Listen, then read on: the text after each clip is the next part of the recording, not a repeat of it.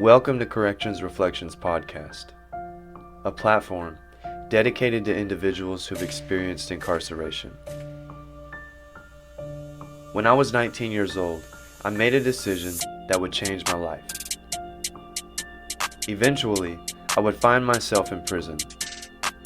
And when I got out, I made it my mission to help give those who faced incarceration a voice. If you haven't already got my book, you can find it on Amazon. The name of the book is Guilty, the story they never told. Let's talk about when you first shut down on the yard. Did you have anybody that came and checked you? No, man, it wasn't even like that for me. I went to the work center first in Oklahoma City. I went to Clearwater Work Center. Oh, Clearwater? Clearwater. And, man, as soon as I touched down, everyone was just happy, bro. Yeah. Yeah, they was like, oh, where you from? Where you from? What's your name? I was like, oh, I'm native. It was, oh, yeah, your brother's over here. Let's go over here. I'll show you over there.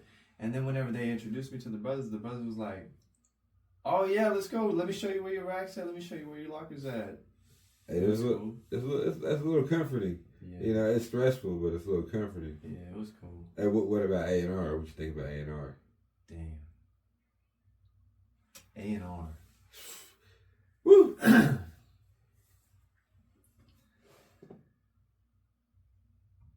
Yeah, so before A&R, the bus ride was probably the worst part. And the reason is because, I seen everyone else around me happy. Yeah. Ready to go to prison. So, of course, I couldn't help but be a little excited. But the worst part about the ride was the little black box. You know, being belly chained and shackled and inside the black box. And the black box was, the handcuffs were so tight, the black box was, creating a lot of pressure. Right. So, you said man, that was a long ass ride, man. The longest. It was painful. It was painful. I was, I was nervous for sure. But like I said, everyone was ready. So I was ready, I guess. It's like the best and the worst day all at the same time, isn't it? What about that, do you remember it's like a metal detector or a scanner? Uh-huh. As soon as you walk in A&R? Yeah. It's like a pole that sticks straight up in the ground. Yep. I think that's an X-ray scanner. I might be wrong. Scanners for weapons and shit, huh? Yeah, phones and weapons. Drugs. Yeah. So what'd you think when you pulled up the A&R and you seen all the razor wires, the fences, the guards, everything?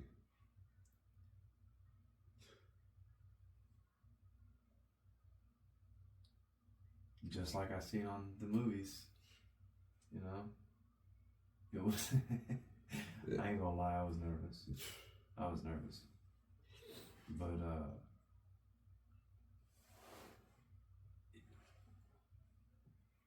I don't know. See, the beginning of A&R wasn't so bad. Mm-hmm. We were held in, what do you call it? Not orientation, but like when you first get in there. It's what's it called? When they put everybody into the holding cell while they're waiting on their turn. Yeah. They go do their paperwork and everything. Yeah, we was in there for hours. Man, probably like 4 or 5 hours because they had to assess everyone. Assess it. They had to assess us. Yeah. And that's where we got our sack lunches. Yep. Hey, what'd you think about them sack lunches? Green bologna. Yep. Yeah. I ain't gonna lie, I was grubbing out. I ate it. I ate it. Hey, what was fucked up? We was in line, and they were waiting to put us somewhere, and I seen the cell door open, and a whole box of them in there. So I started eating. Yeah, there was a lot of people that didn't eat them because it was green, and because they'd been to prison before, and they knew not to eat them. But there was a lot left over, so we got it.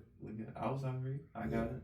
Yeah, it's a lot better than Omogi County. I tell you that. I ain't gonna lie. I only had 2 sack lunches Yeah. because the bologna was so big and they had like 4 sandwiches in a bag. Uh-huh. I only got like 2 bags. It was cool. It was alright. It's a big ass bologna. Yeah.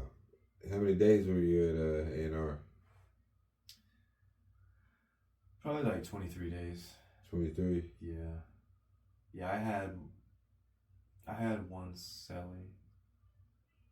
I had one celly, and that was for half the time. The other half the time I was by myself. It was cool. Yeah. But hey, when they let us out, for our hour, Yeah. because it's 23-hour lockdown. Yeah. It's 24-hour lockdown, with an exception of an hour Yeah. for showers and walking around. It's crazy, isn't it? Bro, it's a 24. It's a maximum security facility. A&R is. They have the trustees who are convicts. Clearly level 4 convicts. You know, you can't. They're not gonna let a low level convict do that type of shit. But yeah, the convicts are the ones cutting your hair, shaving your heads bald. Yeah. The other ones doing the paperwork on you. Yeah. Giving you your food. What do you think about shaving your head bald? Damn, bro. I was ugly than a motherfucker. Hey, that's probably the worst picture we'll ever have, huh? Yeah. Yep. Yeah. Nuts and butts whenever they stripped us all down in a room full of motherfuckers. Bro, there was like 20 people at a time in a straight line. On this side and this side, huh? And they were butt-ass naked. We were butt-ass naked, bro. And these guards was looking at us. I felt like they was looking at us funny, bro. Bro. But I hated that part. Nah, that's where they be examining us, checking for gang tats or whatever. Yeah. But A&R assessment. What is it? Assessment and receiving. Yeah, assessment and receiving. Assessment and receiving. A&R in Lexington for Oklahoma is. That's probably some of the hardest time I did too, besides being in the county. I was there, I think, like 34 days, a little over a month. Yeah. And I didn't have a cell to myself there. I had a celly every time. And shit was rough. I had some cool cellies though, but right when I first came in, the first one was a big old black dude or whatever. And I was like, oh shit, here we go. He's like, man, you IBH, ain't you? I was like, nah, man, I'm just here for the brothers, ain't got nobody. It's alright. Let me come in. And bro, we was like cool like after that. But I thought I was gonna be fighting with that motherfucker like every day. Man. I was like, man, right away I'm gonna knock somebody out. But yeah, he was cool. He was like, man, we gotta get on trustee. I was like, bet. I was like, so shit. He nominated me or whatever, and told one of the guards, my celly be trustee. They pulled me out, let me be trustee, so I got to walk around like hell yeah all day. The trustees that was there whenever I was there, they was cool. They tried to slide us some tobacco any chance they got. Oh yeah. Yeah, it was cool. Bro, you knew when people were smoking whenever they hey, we used to have this guard there called the African Nightmare or some shit or whatever, and bro, he would literally hide in the darkness or whatever and run out on us and try to bust us doing some shit. Hey, I seen him spray some motherfucker in the face because we used to pop the locks. Yeah. And people would go and smoke cigarettes in the other shells or whatever, or fucking greens or whatever we was smoking. Yeah, spray somebody down or whatever. It's like, oh shit, no, the Nigerian Nightmare. That's what they call him. That motherfucker was crazy. What'd you think about What'd you think about him sticking a needle in your arm? Bro, my shit popped up. I thought all day I'm gonna die. And then they gave it to me. No diddy. That's kind of crazy that they take your blood and shit. Yo. At 3 in the morning, the vampires. Yeah, that's what they call them. So the vampires gonna come get you. I said, what? Here they come at like 3:30 in the morning, 4 in the morning. Like, nah, they got me the same day. bro, they came and got us early. For real. Yeah, they gonna bust open the doors and woke us up. It's like, man, what the fuck? So we had to go down there and sit, get our blood drawn, all the shit. You know? Hey, whenever I was in A&R, one day I got my 1 hour, right? Uh-huh. And I was out walking around, and this dude called me over to his cell. He was like, hey, yo, come over here. And I went over there, and he said, hey man, can you please go ask the guard if I can get a mat stretcher? And I was like, what? And he said, I need a mat stretcher. Can you go ask the CO if I can get a mat stretcher? I was like, yeah, for sure, yeah. I went over to the CO. I was like, hey yo. I was like, hey yo, can I get a mat stretcher? They said, what? I said, I need a mat stretcher. They said, what are you talking about? They said, I need a mat stretcher. They said, you are the mat stretcher. I said, oh no. And they got you in it. Got me, bro. And they was laughing their ass off too. Yeah, they was. Oh, damn. shit. Damn. Yeah. That was pretty funny. That was funny. Yeah. Yeah, I only had like 2 brothers in there with me whenever out in the part I was at. Man, there was a lot of other gangs and shit. And there was one dude covered from head to toe in tats. And my second cell, he pissed him off. I didn't realize that dude was in there for life.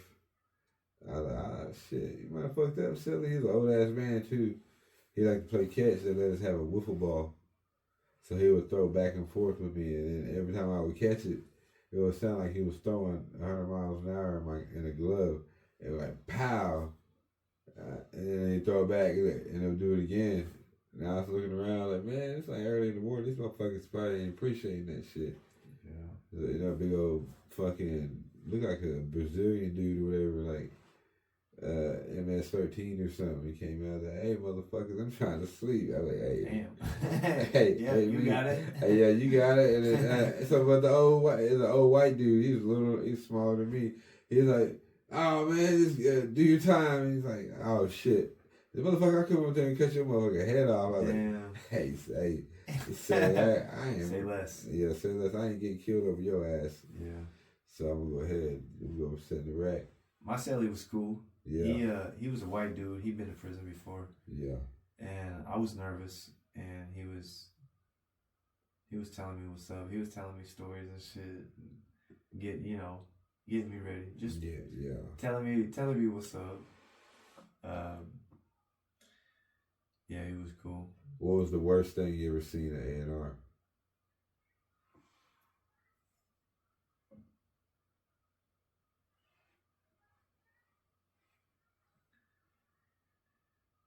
They didn't have anything bad on my unit. Yeah. I was off on one of those back far units. They didn't really have nothing going on my unit. Yeah. I didn't see really too much. Yeah. Yeah, well, we got there from Omogi County. We had like me and like 6 of us that all came from Omogi. And we was all chilling. So we all passed out because we got there early. And he's now Omogi County. They'll come and get you early as fuck. Early in the morning. And so when we got there, we woke up to fucking 2 Irish dudes beating up on a white boy or whatever. Beating the shit out of him, beat the brakes off him. Shit, they might have even stabbed him, I don't even know. But I just seen blood everywhere. Like, oh shit, like, this is welcome to prison, I guess. I was like, damn. On the first fucking day? I was like, alright, well, shit, I guess. Shit. Welcome to prison. Welcome to prison. Fuck. That's it is what they say. Yeah. You know, that was crazy. And shit, then we ended up getting put in our little units, whatever. And I got the hottest unit too. Yeah. So the sun would shine right on the back corner, like, Oh, man. and I was in there during the summer. So, bro, it was like being in a hot box. I don't know. It was horrible. Being in the cellar, you'd be sweating, the walls be dripping. So, let's tell you how hot it is. Yeah. And I don't think I had a mat for my first week. At A&R? Yeah, it was so overcrowded, bro. Like my celly, you know, shit. Shout out to him. He was sticking up for me, like, man, my celly need a mat. So finally, when people when they discharge you and they send you to whatever yard you're going to, you know, we just ran into one of the cells and grabbed a mat. You know, fuck it, like shit. Shit, what they gonna do? Send me to jail? I'm already in prison. Yeah. Fuck it. Yeah, come get me then. Yeah. Shit, I'm sleeping on this motherfucking mat. Shit, yeah, So- that's how it was in Morgan County, too. Bro, it sucks. You ain't got a mat? Hey, yo, you ain't got a mat? You know, Get him a mat. you give them two Hey, blankets. some of those motherfuckers, you want to buy a mat? How am I gonna buy a mat? It used to be given to me already. Where was your what work center? You was at Clearwater. Clearwater. Heard about Clearwater. Heard about them. Heard about them. Hey, it was cool.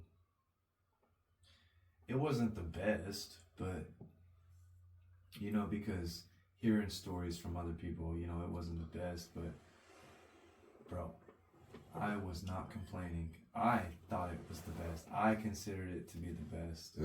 But also, I hadn't been to a lot of work centers. But you came from the worst. You're right. Yeah. So I thought it was the best. It was literally, I'm not from the city, so I'm not good on directions or anything, and it wasn't in the middle of the city, but man, it was on a highway. There was the fence. All right, so the main fence, when you basically pulled in, was like a white fence, not a picket fence, but you know those white plastic fences. Yeah. You know what I mean? They're kind of like When they open H's or or whatever. Or open out. Yeah, they open out. It was kind of like that. And then on both sides, they were blocked off, and they were blocked off by 10-foot brown wooden fences. Yeah. You know, the 10-footers. Yeah, little privacy fences. Yeah, that's what they are, privacy fences. Yeah. Yeah, the homie, when I was at the halfway house, he escaped over one of those. Like, Really? we was all outside just chilling. Everybody got off of work, get ready to eat chow. And next thing you know, we see him eyeing the fence. I was like, hey, man, I think brother's about to jump over the fence. And shit, and he ran through the backpack and jumped simultaneously behind it. Jumped up, crawled over it. Man, he cleared that motherfucker. I was like, whoa, what the fuck? You got a week left. I got a few stories for you, bro. Bro, he had a week left. Like, man. Yeah, there was one of the brothers had I don't know how he did it, but he did it. He had a female come all the way to his unit, and he was one of those. He was a trustee. At the work center, everyone's working. It's a work center. Yeah. So you're working, bro. You get to leave the yard. Yeah. Yeah, bro. I worked for DPS, Department of Public Safety. Yeah. I mowed all of their lawns. Oh, yeah. In their little complex. Yeah, bro. I took care of that. They have a crew, a city crew. Yeah. And they are contracted with DOC or whatever. So they picked up. They work with the inmates. They get that cheap labor, huh? Yeah. It's cool, bro. I worked for DPS mowing lawns, so I got to go in the city, through the city. Yeah. To the store, bro. Right, you right in the middle of town. Yeah. Not in the middle, but you right there. Yeah. Some people say if you don't leave the yard, you get to have a job in the kitchen or on the yeah. yard somewhere, or maintenance, or Yeah, lawn crew. You know, it's a work center, so you have to be working. Yeah. You can't just be chilling. Yeah, like a medical issue, whatever, or something. Yeah, there's Yeah. exceptions for Yeah. people, but for the most part, you got to be working. You got to either be working or taking classes or something. Yeah.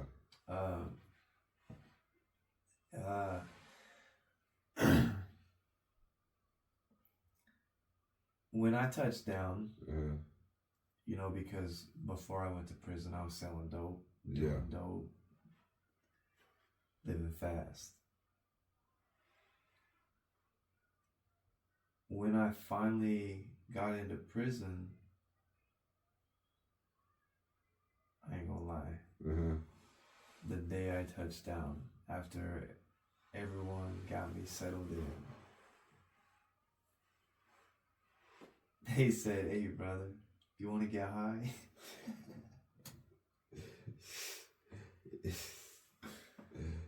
Man, I was high the whole time I was at the work center. Yeah. I'm not gonna lie. It was a fun time. The work center was a college party Oh, it was wild. without women. You had the bunks everywhere and everybody just in some shit in it. There were phones everywhere. When I said the homie had a girl come all the way up to his unit, he was on the work crew, on a PPW crew doing something, but he got to live in a special unit and it only housed 4 people. Okay, so 2 on one side and 2 on the other side, and it was divided, and you shared a bathroom. So the bathroom was in the hallway. Uh-huh. You know what I mean? And the sink was in the hallway. This dude was living pretty good. Uh-huh. He got a girl to come all the way up to his unit. I'm sure he had a good time. But he was showing us pictures the next morning. It was crazy. Oh, It damn. was crazy. She was in his bed. Yeah, it was crazy. Damn. Bro. While I was at the work center, I didn't have no family. You know, well, I didn't have nobody putting money on my commissary account. Nobody did it for me in the county the first time while I fought my case. Nobody did it for me this time while I was in the county, and I didn't expect it from anybody while I was in prison. Well, I knew I needed to make some money. And you see, at the work center, they allowed you cash, bro. Green cash. And you were allowed to have up to $75 cash. Green cash, bro. Real cash. What would happen if you had more than $75? They would take it. They would probably write you up. They would investigate you. They would want to know why you got more, how you got more, really, Yeah. because you're not allowed to have more. And they allow you so much freedom. They even give you store runs once a month. You get to go. They take you to like the dollar store. Yeah. Once a month, they take you to the dollar store, and you get to have these interactions with society, and it's cool. And when you be all dressed up, you go to the dollar store? Yeah, hell yeah. Yeah. Blue jeans. You gotta have a state shirt on. You know what I mean? Nice pair of shoes. Yeah, be a haircut, all that. Yeah. Well, I didn't have any family looking out for me, so I needed some money, and I seen everybody with money, and there were phones everywhere, and everyone was smoking tobacco and smoking weed, bro. And Yeah. I was not. Obviously, I was brand new, so I wasn't in their element. You know what I mean? I was still trying to figure it out. But after a couple of weeks, all it took was a couple of weeks, and then I knew you need some money, because the food that they served was just trash, man. It was just not fit for human beings. And my family was the type of people that would say, eat what they serve. Yeah. They feed you 3 times a day. You know what I mean? They feed you 3 times. And they just don't, they wouldn't understand. Yeah. And, you know, I really wouldn't expect them to, but, so I decided that I needed to start making some money, and I needed to do it fast because ain't nobody looking out for me. And I'm seeing all these people live a great life in prison, and I don't want to be the guy in prison that's without. And I see how easy it is for these people. You know what I mean? Yep. But of course, a lot of these people's families really, really care for them and love them and care to support them. Bro, I've seen people, their families spend $300 a week on them. Bro. A week. A week. You know, and they just don't ask questions, and they have a good life in prison, and it's a good time. But I didn't want to be the guy that was without, so I decided to start making some moves. So I went and hollered at the brothers, because, I mean, you hear the stories in prison. Yeah. Everyone, like every car leader is making some kind of moves, right? Everyone's doing something. So Yeah. I hollered at the brothers, at the car leader, and he told me that they weren't doing nothing. He was like, man, we're really not doing nothing at the moment. We don't really got nothing in. You know, we don't got no drugs. We don't got nothing to do. And I was like, all right, well, I don't got no people looking out for me, so I need to do something.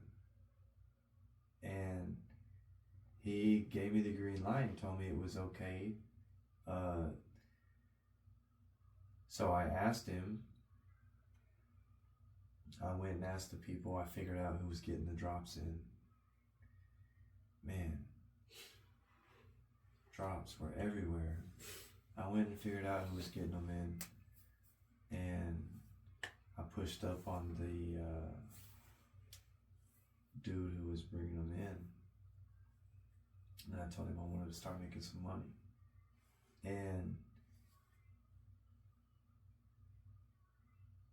he gave me a pack, and he didn't ask questions. He just told me, all right. And he told me when, and he told me where. And I got the first pack in, and I'll tell you about it. So the first time,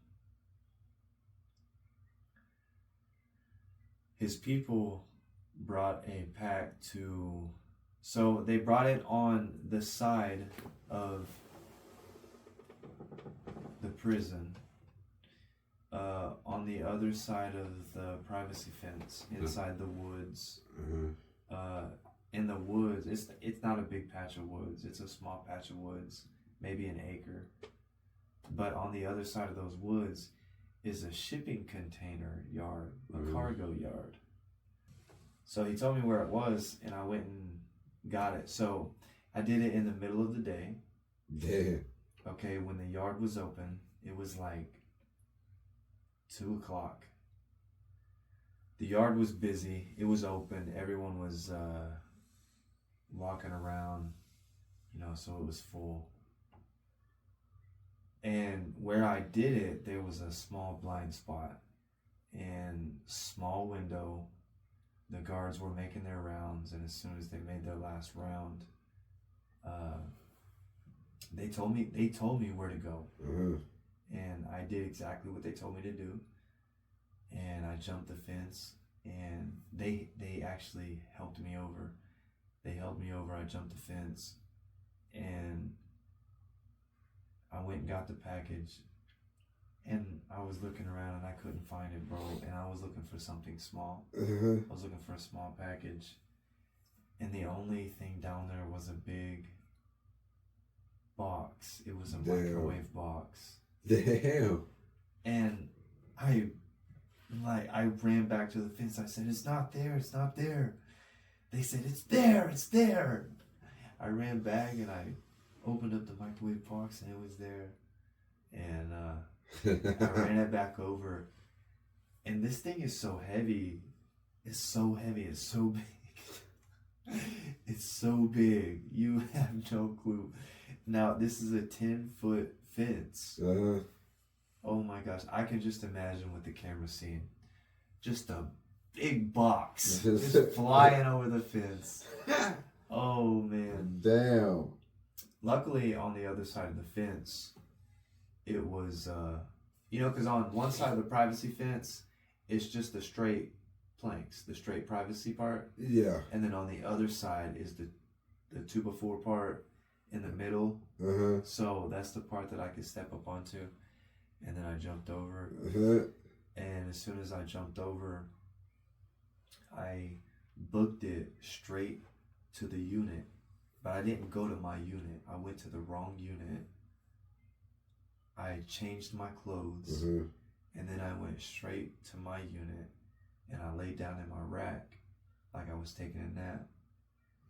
And then they closed the yard for count time. And then when they opened the yard back up, I went back to the unit that I took the pack into and asked them for my payment, and they cut me off.